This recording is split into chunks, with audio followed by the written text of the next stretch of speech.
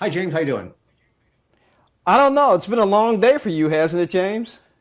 It has been. It has been indeed.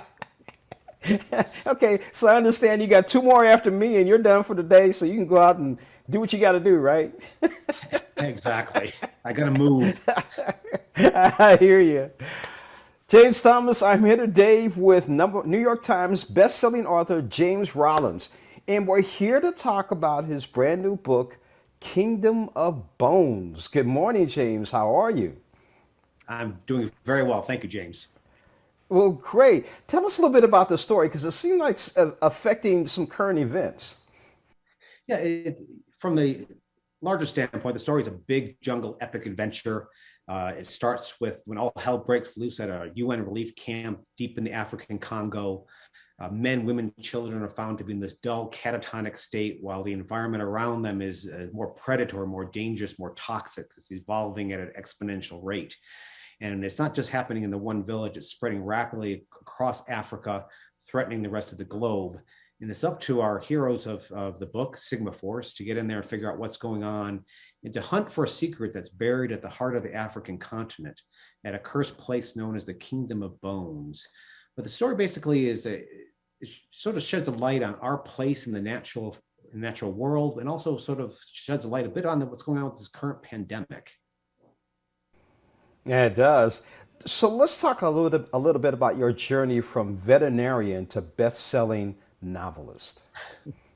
It's a weird path, that's for sure. My clients became suspicious something was going on, mostly because I had a poster in my lobby of the veterinary office. Get your cat spayed, get a free book. So questions arose across that exam table. Dude, what are you doing? What's going on? You have this successful veterinary hospital. What's this writing business you're doing? And I tried to answer that as best I could. I said, well, for 15, 20 years, veterinary medicine was my paycheck. Writing was a hobby. And I thought maybe down the line it'd be fun to reverse that and have, writing be my paycheck and veterinary medicine be my hobby.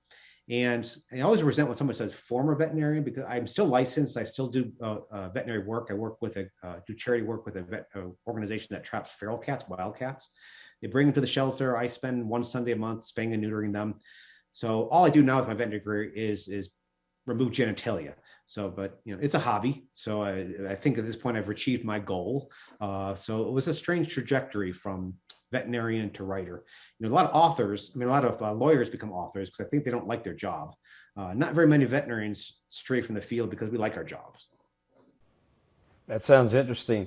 Well, speaking about that, tell me about the creative process of combining history, science, and science fiction with nonstop action and adventure.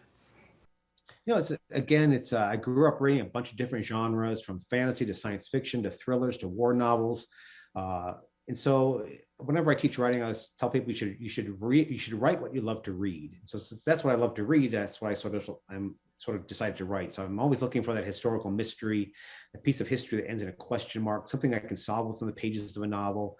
Then I'm looking for that science that makes me go, what if? Where's that headed? How might that be a threat?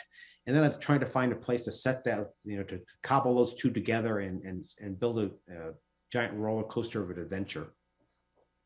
Out of all the sci-fi books that you've read, who's your favorite author? I've got different authors. I grew up reading, Clive Cussler. He passed away recently. His stories were adventure with a little bit of weird science in them too. Clive was the Clive Cussler gave me my first blurb when I was growing up. But again, on my bookshelf over here, I've got some of my favorite Isaac Asimov's Foundation series that just became a series on Sci-Fi Channel. It's one of my favorite series. Who else do I like? Robert Silverberg. I like the fact that he merges sort of science fiction and fantasy together. So that can go on and on. I like Isaac Asimov. I love that one. What's next for the Sigma Force? Well, I'm already deep into the next novel. It's a story that takes place in Australia.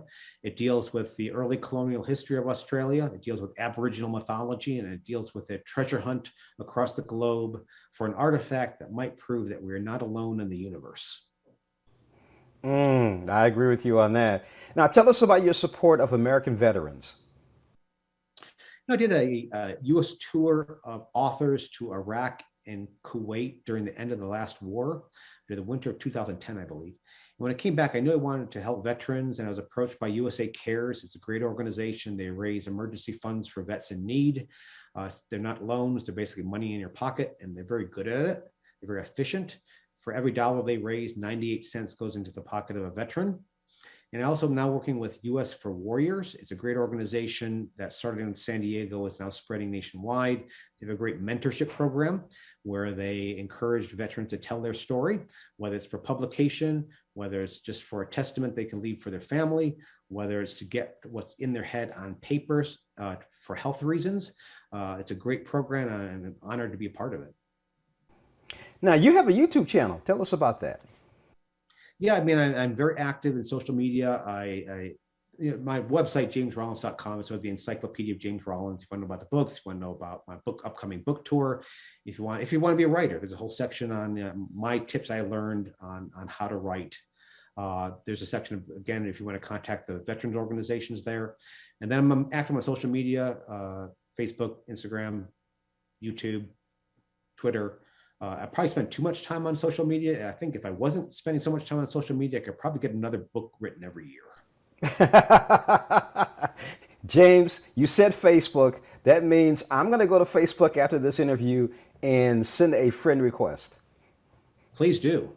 I will be looking for it. Right, I'll be sending it.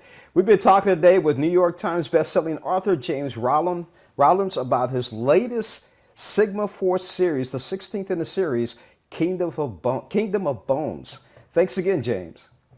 Thanks, James. I appreciate the support. Thank you.